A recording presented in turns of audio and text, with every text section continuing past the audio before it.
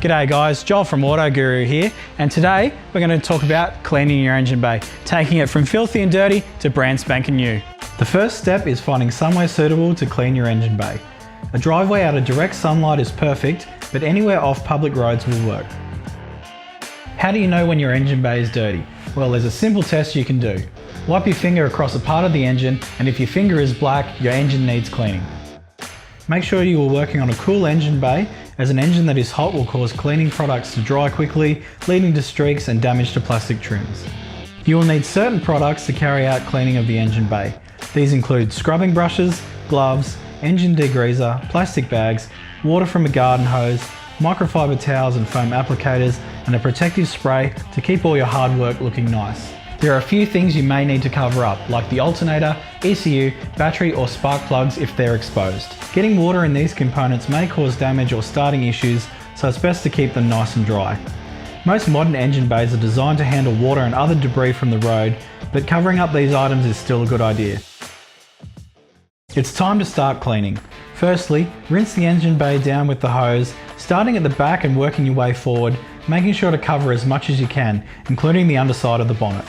If your vehicle has a sound insulation mat attached, do not soak this with water as it can damage it. A light rinse with water is all that is needed.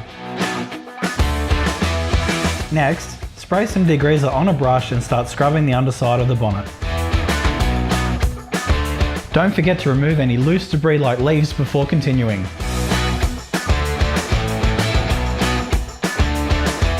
Once you're happy with the rinse and have removed leaves, it's time to get your degreaser and spray it liberally all over the surfaces of the engine bay. Then grab your scrubbing brush and start working it in, focusing on problem areas and stubborn marks. Make sure to scrub all surfaces and go over the hoses too. If you can't get into the smaller areas, find a smaller brush to work with.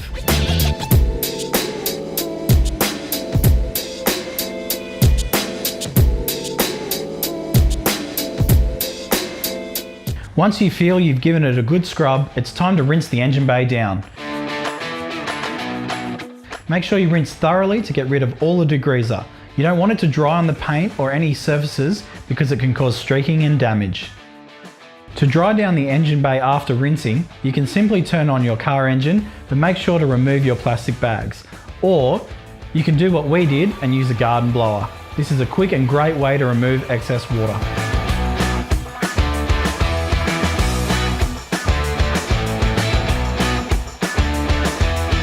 While the garden blower was effective and fun to use, it didn't quite dry everything, so remove the plastic bags and get your microfibre cloth to wipe down any spots that may still be wet. As you can see, some of the alternator is wet along with the battery and ECU. Give these a quick wipe down too.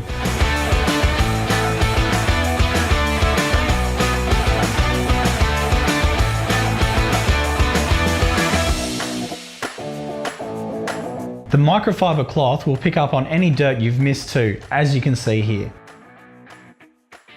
To really make the engine bay pop, apply a suitable protective spray such as 303 aerospace protectant or a water-based vinyl dressing.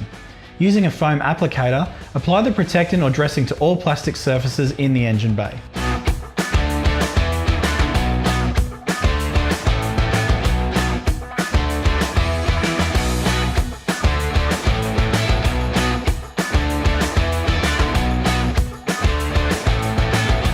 Once the protectant has been applied, grab another microfibre towel and wipe off the excess.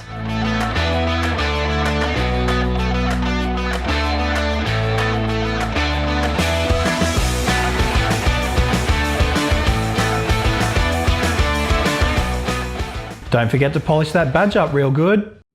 So there you have it, minimal products, equipment and time. It's so easy, anyone can clean their engine bay.